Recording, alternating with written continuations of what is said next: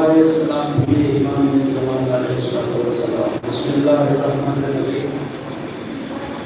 اللهم كل وليك الحجة بن الحسن صلواتك عليه وعلى آبائه في هذه الساعة وفي كل ساعة وليا وحافظا وقائدا وناصرا وكريما وعينا حتى نسكنه أرضك طوعا وتمتعه فيها طويلا برحمتك يا أرحم الراحمين. صل على جميع الأنبياء والمرسلين صلوات محمد وآل محمد. اللهم صل على محمد. أعوذ بالله السميع العليم من الشيطان اللعين الرجيم. بسم الله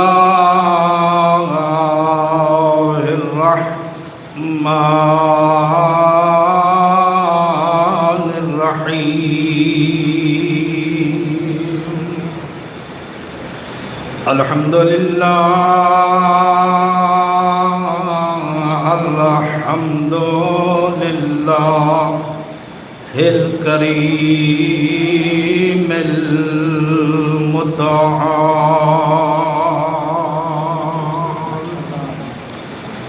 الحي القيوم لم يزل ولا يزال سرمدي أبدي أزلي والصلاة والسلام والتحيات والإكرام الذي شجرته خير الشجر وعطرته خير العطر وأسرته خير الأسر على العبد المؤيد والرسول المسدد المصطفى الأمجد والمحمود الأحمد أبي القاسم محمد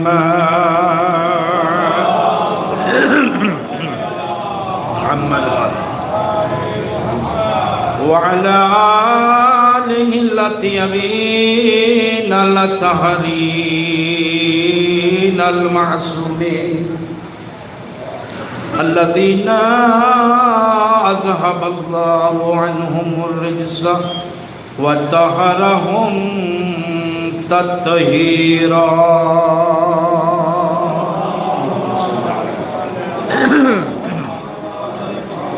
رب اشرح لي صدري ويسر لي امري واحلل عقدة من لساني يفقهوا قولي. اما بعد فقد قال الله تبارك وتعالى في محكم كتابه بسم الله الرحمن الرحيم. ولو اتبع الحق اهواءهم لفسدت السماوات والأرض ومن فيهن صلوات صل على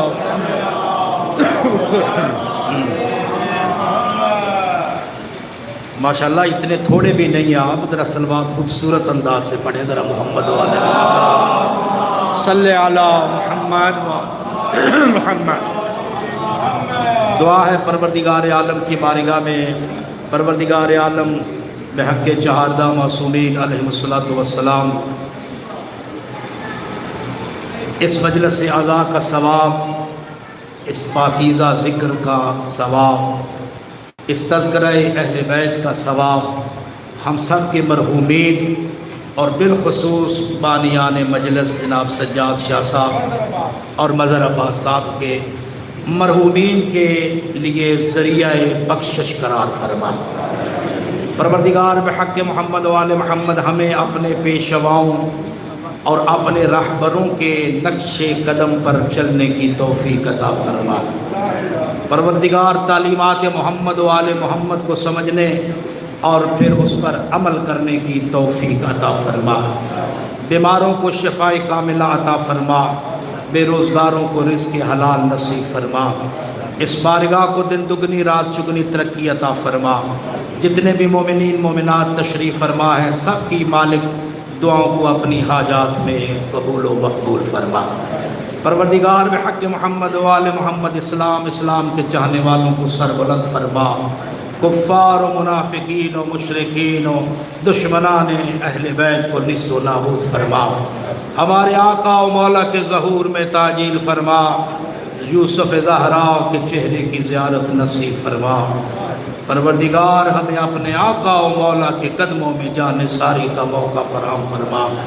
اللہم صلی علی محمد و آل محمد وعجل فرجہم، صلوات بر محمد و آل محمد۔ اللہم صلی علی۔ عزیزان گرامی قدر، ماشاءاللہ بڑا نورانی ماحول ہے، اور مجلس سے بڑھ کر کیا نورانیت ہوتی ہے۔ جہاں مجلس سے سید الشہداء ہو اس سے بڑھ کر کوئی نورانی ماحول ہوتا ہے۔ تشریف لے آئے میرے قابل احترام اور ہمارے مہمان ذاکر، میں بس حاضری دینے لگا ہوں، آپ کے آنے تک مجھے کہا تھا لیکن آپ تشریف لے آئے۔ بہرحال میں تھوڑے وقت میں آپ کی زیادہ خدمت کروں۔ جہاں آپ تشریف فرما ہے نا، میں بڑی ذمہ داری سے عرض کرتا ہوں، اور میں ایک طالب علم ہوں، اور کبھی بھی ممبر پہ میں نے غیر ذمہ دارانہ کوئی کبھی بات نہیں کی۔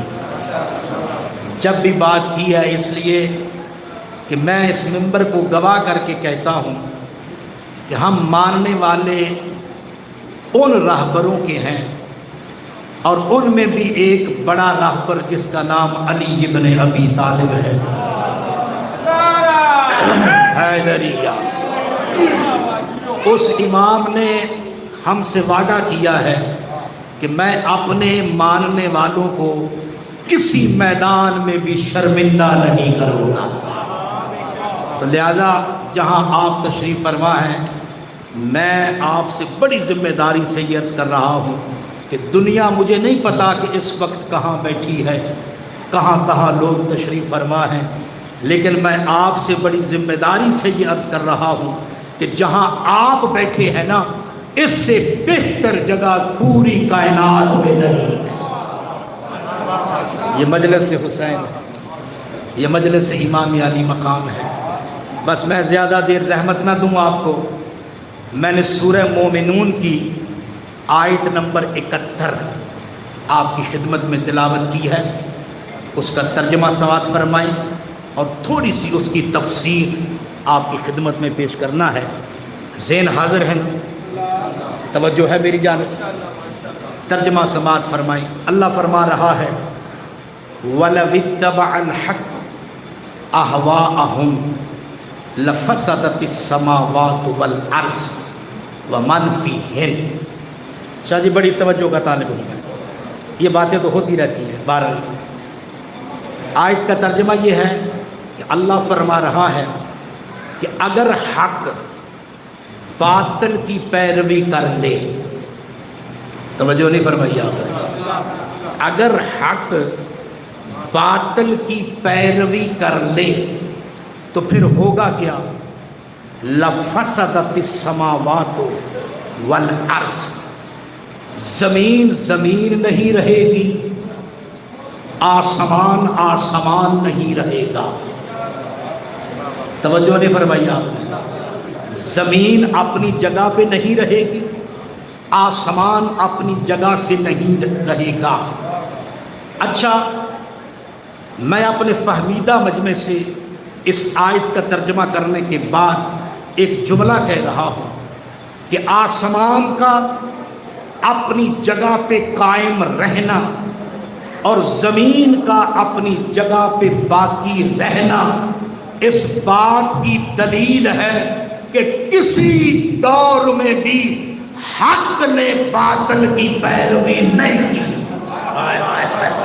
آئے آئے آئے توجہ فرمائی آپ نے. کسی بھی دور میں حق نے باطل کی پیروی نہیں. آج 18 جیٹھ کا دن ہے، امام عالی مقام کے ساتھ منسوب ہے. شہزادہ وہ شہزادہ ہے کہ جس نے دنیا والوں کو جینے کا ڈھنگ سکھایا ہے. توجہ فرمائی آپ نے. میں نے آیت کا ترجمہ پیش کیا ہے اور اس کی تفسیر تھوڑی سی بیان کرنے کے بعد میں نے زیادہ دیر آپ کو زحمت نہیں دینی. میرے مولا سے بیعت کا مطالبہ کب کیا تھا؟ جب مدینے میں تھی. توجہ بھائی، میں جملہ کہنے جا رہا ہوں فضیلت کا. کہاں تھے مولا؟ مدینے میں. اور بیعت کا انکار کر دیا. توجہ فرمائی، بیعت میرے مولا نے نہیں کی، مدینے کو چھوڑ دیا. مجھے اس بات کا سوال کا جواب چاہیے آپ سے، بلکہ پوری دنیا سے، کہ بھرا ہوا مدینہ جو تھا، یہ بیعت کا سوال فقط حسین ابن علی سے کیوں کیا جا رہا تھا؟ آئے آئے آئے شاہ جی، میرے محترم مرتضی عاشق صاحب، بھرا مدینہ تھا. بلکہ میں آپ کو بڑی تحقیق کے ساتھ 30,000 کے لگ بھگ مدینے میں صحابہ کی اولاد موجود تھی. آئے آئے. اور مکے میں صحابہ کی اولاد موجود تھی. فقط حسین ابن علی سے بیعت کا مطالبہ اس لیے کیا جا رہا تھا کہ بیعت کا مطالبہ کرنے والے کو یہ پتا تھا کہ اگر کوئی اس دور میں وارث حقیقی مصطفیٰ ہے تو وہ حسین ابن علی ہے. آئے آئے آئے آئے. اس کے علاوہ نہیں. اس کو پتا تھا کہ اگر کوئی وارث مصطفیٰ ہے. اچھا، پھر میں جملہ کہنے جا رہا ہوں. بیعت کا مطالبہ ہوا مدینے میں، امام نے مدینے کو چھوڑ دیا. اس مولا ان کی بیعت نہیں کی. مولا کہاں آئے؟ مکے میں. درمیان والا جگہ میں نے چھوڑی ہے. مکے میں تشریف لائے اور مکے میں بھی مولا سے بیعت کا مطالبہ کیا، لیکن امام عالی مقام نے بیعت نہیں کی. ہوا کیا؟ ہوا یہ. اس لیے میں جملہ کہنے جا رہا ہوں، میرا جملہ ضائع نہیں ہونا چاہیے. ایک ہوتی ہے اندر والی روشنی، ایک ہوتی ہے باہر والی روشنی. میں جملہ تو کہہ گیا ہوں. ایک ہوتی ہے اندر والی روشنی، ایک ہوتی ہے باہر والی روشنی. دونوں ہیں روشنی، لیکن اگر اندر روشنی نہ ہو تو باہر والی روشنی جو ہے وہ اندھیرے سے بھی خطرناک ہوتی ہے. آئے آئے. میرے پڑھے لکھے حضرات تشریف فرما ہے، یہ جملہ میں نے تو پہنچا دیا آپ پر. میں نے کیا کہا؟ ایک ہوتی ہے باہر کی روشنی، ایک ہوتی ہے اندر کی روشنی. اندر روشنی ہو تو انسان اندھیرے میں بھی گناہ نہیں کرتا. آئے آئے آئے ہوئے ہوئے. اچھا، میں اس کی وضاحت کرتا ہوں. یزید کے پاس تھی باہر والی روشنی، حسین کے پاس تھی اندر والی روشنی. آئے آئے آئے. دونوں روشنی ہے نا. وہ کیا کرتا تھا؟ وہ باہر والی روشنی کو دیکھ کر فیصلے کرتا تھا. یہ بھی عورت ہے، یہ بھی عورت ہے، یہ بھی عورت ہے. امام علی مقام نے اسے کہا بکواس بند کر. تیرے پاس باہر کی روشنی ہے، میرے پاس اندر کی روشنی ہے. تو یہ بھی عورت، یہ بھی عورت، یہ بھی عورت. امام نے کہا نہیں، اپنی زبان کو بند رکھ. یہ ماں ہے، یہ بہن ہے، یہ بیٹی ہے. اللہ حیدریہ. تو لہذا حسین کے پاس ہے اندر کی روشنی. کیوں کرتے یزید کی بیعت؟ اب توجہ بھائی، جملہ میں کہنے جا رہا ہوں. کون ہے حسین؟ آج امام کا دن ہے نا. اس کے بارے میں میں جملہ کہنے جا رہا ہوں، جو سمجھ گیا اس کا مقدر ہے۔ میں اس امام کی بات کر رہا ہوں جس کا مزاج توحید والا ہے۔ آئے آئے آئے، نہیں جملہ میرا پہنچا نہیں ہے پوری طرح۔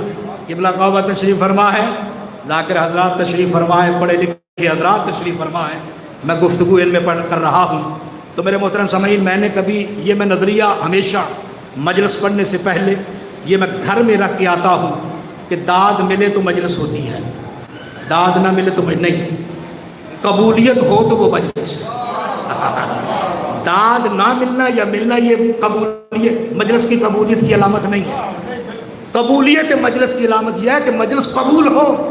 تو میں کہتا ہوں شیعہ سید الشہداء سے آپ اپنے آپ پر فخر کیا کریں اور گھر میں بیٹھ کر سوچا کریں، دنیا والوں کو پیغام دیا کریں کہ اللہ نے ہمیں وہ رہبر عطا کیے ہیں کہ جن رہبروں کا نام ہم اپنی بیٹیوں کو سنا سکتے ہیں۔ آئے آئے آئے اوئے اوئے آئے آئے آئے، شاید میرا جملہ بھاری ہے، نہیں پہنچا۔ اچھا، وہ حسین ابن علی جس نے یزید کی بات نہیں کی، آج کا دن بڑا عظیم دن ہے۔ تعارف تھوڑا سا کراؤں امام کا میں، یہ امام توحید مزاج ہے، توحید جیسا مزاج ہے۔ میں نے شاید کسی محفل میں یہ پہلے بھی جملہ کہا ہے، لیکن میں اس جملے کو مستعار لے کر دوبارہ اس جملے کی دہرائی کر رہا ہوں آپ کے سامنے۔ کیا مزاج ہے امام کا؟ توحید والا۔ کیسے؟ اس لیے کہ اللہ نے ایک کام کیا ہے، ایک امام عالی مقام نے کام کیا ہے، سید الشہداء نے، امام عالی مقام نے ایک کام اللہ نے، ایک کام امام حسین نے کیا ہے۔ اب دونوں کاموں کو ذرا ذہن میں رکھنا۔ اللہ نے کیا کیا ہے؟ اللہ نے ان گنت معصوم فرشتوں کی صف سے ایک چھپا ہوا کافر نکالا۔ اوئے اوئے اوئے، نہیں نہیں نہیں نہیں، یاد نہیں سمجھے میری بات۔ اللہ نے ان گنت معصوم فرشتوں کی صف میں ایک چھپا ہوا کافر نکالا۔ حسین ابن علی نے 9 لاکھ یزیدیوں میں چھپا ہوا ایک مومن نکالا۔ آئے آئے آئے آئے آئے، اوئے ہوئے ہوئے ہوئے، شاید جملہ میرا پہنچا یا نہیں پہنچا۔ اچھا، پھر اس کی وضاحت کرتا ہوں۔ جس کو اللہ نے نکالا وہ قیامت تک لعنت اللہ ہے۔ آئے آئے آئے، اور جس کو حسین نے نکالا وہ قیامت تک علیہ السلام ہے۔ آئے آئے آئے، یہ مزاج ہے توحید والا۔ اچھا، پھر اگلا جملہ کہوں، میرے محترم سامعین سنتے جائیں۔ بیعت کا مطالبہ مکے میں، امام مکے میں تشریف لائے۔ اب مکے میں کیا ہوا؟ امام نے کیا کیا؟ امام نے اپنے حج والے احرام کو عمرے سے بدلا۔ ایسے ہی ہے نا؟ اچھا، جو حاجی ہے نا، جو حج کرنے گئے ہیں، وہ ذرا میری بات کو سمجھیں گے۔ احرام توڑنے اور باندھنے میں کتنا فرق لگتا ہے، کتنا ٹائم لگتا ہے؟ ایسے 2 یا 3 منٹ لگتے ہیں نا۔ یہ مثلا فرض کرے شیعہ احرام باندھتے ہیں، اہل سنت احرام باندھتے ہیں، یہ کندھا ننگا ہوتا ہے، اور شیعہ احرام باندھتے ہیں کندھے ایسے ایسے، شیعہ احرام باندھتے ہیں۔ اب امام نے احرام کو توڑا اور پھر امام نے احرام کو باندھا، اس میں کتنے منٹ لگتے ہیں؟ 1 2 3 منٹ لگتے ہیں۔ اب میں فکرہ کہنے جا رہا ہوں۔ امام نے احرام کو توڑا، کعبے کی نگاہ پڑی، امام کی کعبے پر نظر تھی، احرام توڑ کر امام باندھ رہے تھے، تو جب میں نے اس منظر کو دیکھا تاریخ کی نگاہ سے، تو مجھے تو یہی نظر آیا کہ حسین ابن علی اللہ کی بارگاہ میں اپنا تعارف اس انداز سے پیش کر رہے تھے۔ جب میری نظر پڑی اس واقعے پر، اس جو تصویر کشی کی ہے علماء نے تاریخ اسلام میں جو لکھا ہے تو میں تو یہی نتیجہ نکالا کہ جو ٹوٹے ہوئے احرام سے گرتے ہوئے کعبے کی تعمیر کرے اسے حسین ابن علی کہتے ہیں۔ اللہ اکبر۔ بس میں نے ایک جملہ اور کہنا ہے، زحمت کو تمام کرنا ہے چونکہ ٹائم کم ہے، وقت کم ہے۔ دوسرا جملہ سنیں اور آپ کی زحمت کو تمام کروں۔ اب دیکھیں، احرام باندھا اور پھر توڑا اور پھر باندھا۔ اب میں حسین ابن علی کا تعارف دو لفظوں میں کرانے جا رہا ہوں۔ امام نے احرام باندھا اور پھر توڑا، گویا کہ امام نے اللہ کے دین کو اپنے پلو میں باندھ کر لوگوں تک پیغام پہنچایا کہ اگر وارث دین خدا ہے تو وہ حسین ابن علی ہے۔ اللہ اکبر، اللہ اکبر۔ اچھا پھر کیا ہوا؟ ایک جملہ، امام جا رہے ہیں کربلا کی طرف، لوگ آ رہے ہیں کعبے کی طرف، ایسے ہی ہے نا؟ لوگ حج کرنے آ رہے ہیں، امام حج بچانے جا رہے ہیں۔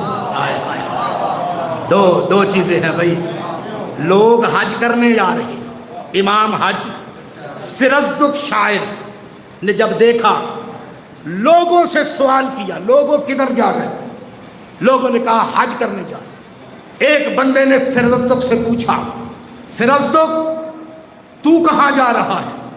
کعبہ تو اس طرف ہے، تو کربلا کی طرف جا رہا ہے۔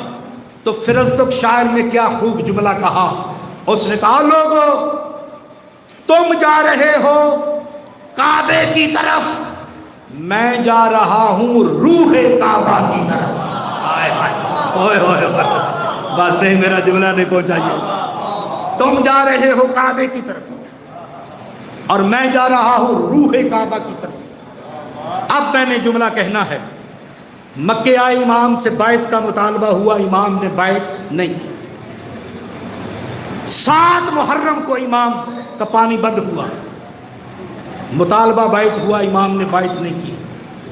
مجھے ایک بات کا سوال چاہیے کہ جو بھی کوئی جنگ ہوتی ہے نا، اس کے اختتام پر لوگوں کو انتظار ہوتا ہے کہ اس جنگ میں جیتا کون ہے، اس جنگ میں ہارا کون ہے، ایسے ہی ہے نا؟ اب میں جیت اور ہار کا 2 لفظوں میں آپ کو فیصلہ سنا رہا ہوں۔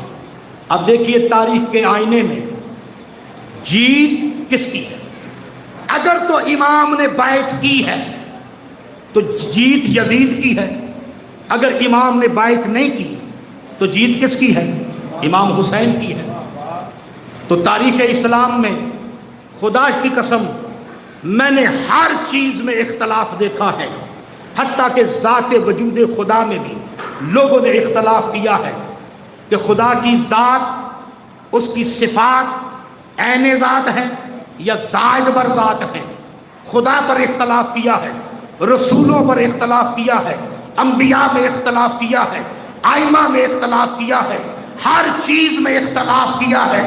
اگر اختلاف نہیں کیا تو ایک بات پر، چاہے کوئی مسلمان ہے، چاہے کوئی یہودی ہے، چاہے کوئی غیر مسلم ہے، جو بھی ہے، اس نے ایک بات پر اتفاق کیا ہے کہ حسین ابن علی نے یزید کی بیعت نہیں کی۔ ہائے ہائے ہائے، اس پر اتفاق ہے تمام علماء کا، تمام عالمین کا کہ بیعت نہیں کی۔ اب مجھے ایک بات کا سوال چاہیے، جواب چاہیے، جب امام نے بیعت نہیں کی تو پھر ہوا کیا؟ یزید اپنی طاقت کے ساتھ 9 محرم کو فوجیں لے کر کربلا کے میدان میں پہنچا، لیکن امام نے بیعت نہیں کی۔ اور پھر میں جملہ کہہ رہا ہوں کہ ہارے ہوئے یزید نے 10 محرم کو امام کو قتل کروا دیا، لیکن امام نے اس کی بیعت نہیں کی۔ ہوا کیا؟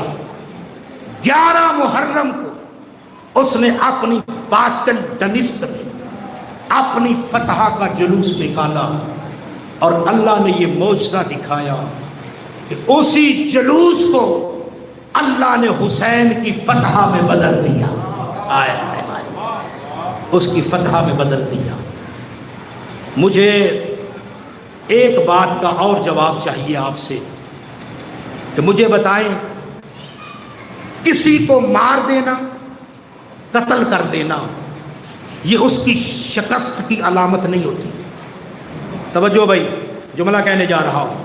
کسی کو قتل کر دینا یہ اس کی شکست کی علامت نہیں، یا کسی کو مار دینا مارنے والے کی یہ فتح کی علامت نہیں.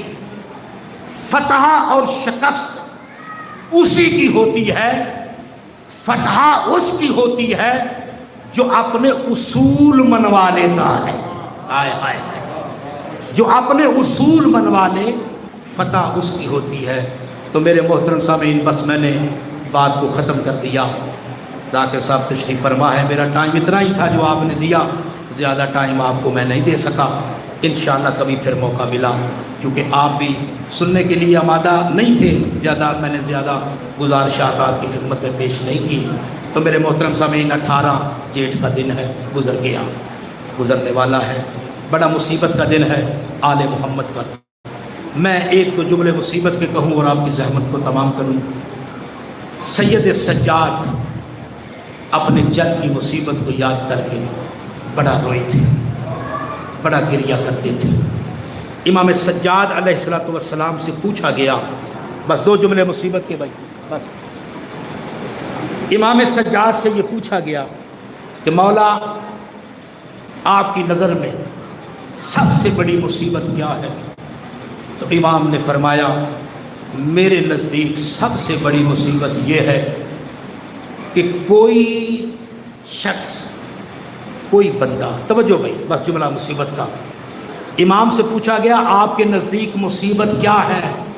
تو امام نے فرمایا میرے نزدیک سب سے بڑی مصیبت یہ ہے کہ کوئی کسی کی بہن کو اس کے بھائی کے سامنے مارے. ہائے ہائے. یا بھائی کو بہن کے سامنے مارے، یہ بڑی مصیبت ہے. مجھے قسم ہے اس ممبر کی، شمر نے دونوں کام کیے ہیں. کبھی سجاد کو سکینہ کے سامنے مارتا تھا اور کبھی سکینہ کو سجاد کے سامنے مارتا تھا. یہ دونوں کام کیے ہیں. بس بھائی 11 محرم کو یہ قافلہ چلا، ایک جگہ پہ رکا، ایک جگہ پہ رکا. بس 2 جملے مصیبت کے سنیں بھائی. ایک جگہ پہ رکا، وہ سامنے مصلی عبادت پہ امام تشریف فرما تھے، امام مصلی پہ تھے. شمر کو آواز دے کر کہتے شمر ذرا میری بات کو سن. شمر قریب آیا. شمر سے مخاطب ہو کر میرے مولا نے کہا شمر تو مجھے شام غریباں کو مارتا رہا ہے، میں نے تیرا ہاتھ روکا ہے؟ کہا نہیں. کہا صبح عاشور تو مجھے مارتا رہا ہے، میں نے تجھے کچھ کہا ہے؟ کہا نہیں. کہا تیرے پاس لوہے کا تازیانہ تھا، تو اس سے مجھے مارتا رہا، کیا میں نے تیرا ہاتھ روکا ہے؟ کہا نہیں. کہا پھر تیرا لوہے کا تازیانہ ٹوٹ گیا، تو پھر چمڑے کا تازیانہ لے آیا، تو اس سے مجھے مارتا رہا، میں نے تیرا ہاتھ روکا ہے؟ کہا نہیں. کہا پھر میری ایک بات سن، میں نے روایت پڑھ رہا ہوں، امام رکوع کی حالت میں اس کے سامنے جھک کر کہتے ہیں شمر جتنا مار سکتا ہے تو سجاد کو مار لے، میری سکینہ کو نہ مار. آئے آئے آئے، میری سکینہ کو نہ مار. تو جتنا مار سکتا ہے مار لے، میری زینب کو نہ مار. عزیزان گرامی قدر، یہ قافلہ چلتا چلتا، بس آخری جملہ اور آپ کی زحمت کو تمام کروں، قافلہ چلتا چلتا دربار یزید کے پاس جب پہنچا، بی بی یہ چھتوں پہ سوار ہیں، کوئی بی بی پتھر مار رہی ہے. عزیزان گرامی قدر، جناب رقیہ کی حالت یہ ہے کہ اگر پتھر جناب زینب کی طرف آتا ہے تو آگے آ کر پتھر کو اپنے اوپر لے کر عورتوں سے کہتی ہے کہ مجھے جتنا مرضی مار لو، میں علی کی بیٹی ہوں، انہیں نہ مارو، یہ محمد کی بیٹیاں ہیں۔ اللہ لعنت اللہ علی الظالمین سیانہ الذین ظلموا ایام القلب۔